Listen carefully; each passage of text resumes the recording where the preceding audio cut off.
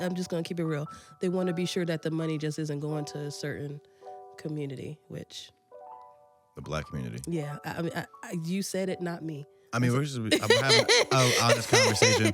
I mean, I would think that's weird because a black woman, Jackie Glass, is the one that drafted the bill. Mm-hmm. You yourself are a black woman, are probably one of the people at the head of the charge to help get it passed. Yeah. So if it gets passed and no money, or they try to stifle the money from going to black communities, that would just be crazy. It would be crazy. Yeah. Make sure that's clipped. Absolutely. It'll be crazy, right? I agree. But you know what I'm saying? We can share the wealth. Like when you go to these lobbies and stuff, how many of these legislators and delegates are black? Earlier this year in like January, you were going on a run.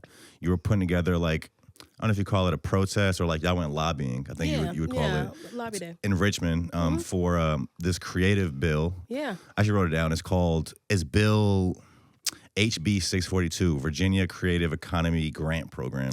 Yes. So for people that don't know, it's this grant program that they're trying to get passed that if you're any type of creator in the city that you can apply and get up to $20,000 towards your stuff. It's a grant, free money. I guess maybe we could just start there. Can you tell us a bit about this bill? Like, where is it at in the process? Like, is this thing going to get passed? If it does get passed, like, how easy will it be to get this money? Yeah, so basically how it works is that every year, so last year, that particular bill got killed in the Appropriations Committee, which is money, right? Also, why did it get killed? Money, apparently they had a problem with the money. Okay. So, you know what I'm saying? Which is the reason why we're trying to get this bill passed. Delegate Jackie Glass, she is the legislator, so she's the legislator that writes the bill every single year.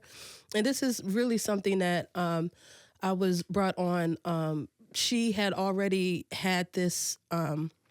I guess this passion to get a program like this passed in Virginia, because it's literally nothing that's anything different from what Georgia has, California, you know, these states that have these heavy populated creative economies. They have bills like this in place to support creative entrepreneurs such as yourself. So a lot of times people say they feel like they have to leave Virginia to get stuff done, or they can't produce their projects here. There's no money flowing in Virginia, blah, blah, blah, blah. There's no money. There's no market here. Exactly. So in order to help that, this bill would help creators be able to create their projects here, hire creatives here, and not feel like they have to go to Atlanta or New York or wherever the case may be, Philly, you know what I'm saying? So, and that's what I see, you know, long term as far as like what this bill will particularly solve. Because it's not just about giving people money. It's about giving creators money so that they can create their projects here and boost the creative economy here so that everybody, you know, money is flowing through the community. They're not going to make it easy. I have a feeling that they're not going to make it easy. Because I guess that could happen, so not to cut you off. Like, it could get passed, but then it's like all these hoops you have to jump through where like majority of people won't really be like eligible for it. Yeah. I think that if it does get passed, I think that the way that the legislation is written, they will probably want to put some extra stuff in there so that it is a little bit, so that the money serves all communities. I'm just going to say it like that, right? Because I think a lot of these times, I'm just going to say it, when politicians see stuff like a creative bill like this, their biggest thing is like, oh, I just don't want it to go to urban communities. And you know what they mean when they say use that word urban. So it's like, no, like, this is for anybody that is a creative, like, and there's so many different forms of creative projects. You and Jackie have done like creative advocacy workshops. I want to get to that. Yeah. I kind of want to get to you. I think you spoke. Was it a panel at Yellow that you did? It was like, I wrote it down. It's called A Conversation About the Power of Your Voice, Paving the Way for Change. I want to get to that, but I found a picture on your Instagram of you and Pharrell a long time ago. Can we pull this picture up, Karen? Oh my God. Please. I shouldn't have Take us back. Take us back to this. When was this? Where did you meet Pharrell? Like, what was? You look about young as hell, right? You look. Were you in high school right here? I wasn't, believe it or not. I was not too far out of high school though. I want to say that was on the Glow in the Dark tour. I think so. His tour? That was Kanye's tour, the Glow in the Dark tour. Okay. That may have been in like Pennsylvania, so I don't know. It was, yeah, that was a long time ago. So yeah, so there's another picture too. Karen, scroll over. Yeah, I was so proud. I was like, because I think I had just the hair. Not to cut you off, the hair though. That's really was giving it away. Look at the hairstyles. That was Chicago. Yeah, shout out to Sarah Green. At that time, I was so I started doing like. So I was actually on Star Trek Street Team like a long time ago. Really? Yeah. So I started doing like promotions and stuff like that. That's how I kind of got into the business. And then I was doing radio promo way back in the day when street promotions was a thing. Yeah. And from there, I did label promotions for like Interscope and Def Jam, similar to what Batman. Shout out to Batman. Yeah, were you guys working together? I think I was part of Dark Knight for a little bit, and then I was working with because he had Def Jam. I was with Interscope. Shout out to also Cholo, rest in peace. Yeah, so I literally was like the girl, like doing like street promotions. Wow, that was a long time ago. So yeah.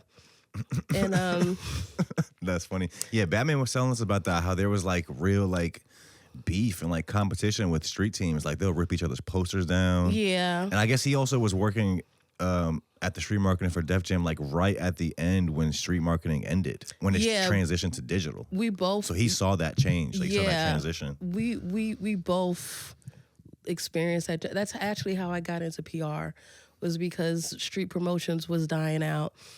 And I actually used to, I got to send you this video. I did like a blog with NERD and Family. I think we were like in North Carolina. Because Fam was like, because I was trying to get Family to start a blog, right? A blog or a vlog? No, a blog, like a blog. Typing blog, okay, yeah. This is back in the day, okay? And it was so funny because he was like, yo, you was really the first one on that. I said, I told you. Like, because I saw, like you were saying, like we saw that transition from street promotions to digital.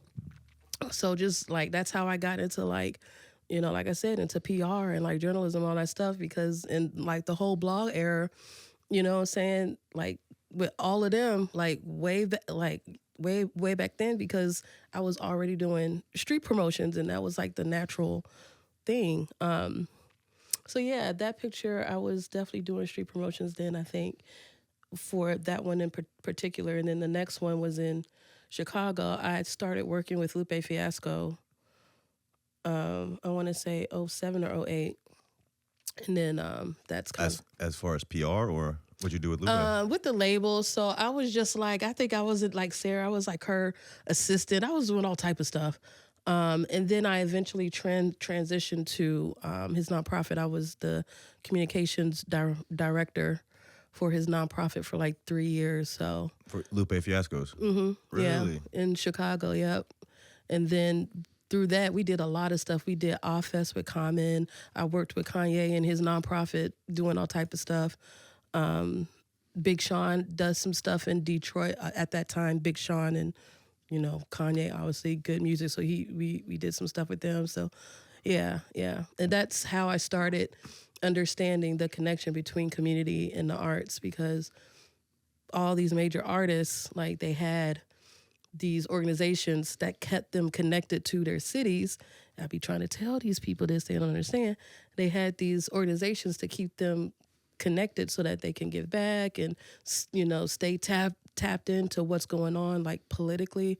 And then after I left working with Lupe, I went to Rainbow Push and served as an advisor to Reverend Jesse Jackson. I did that for 3 years, and he let us do, like, we brought Waka Flocka. Yeah. We brought Waka Flocka Flame because there was a conversation about what's going on in the streets and the music. And at that time, Waka was that guy.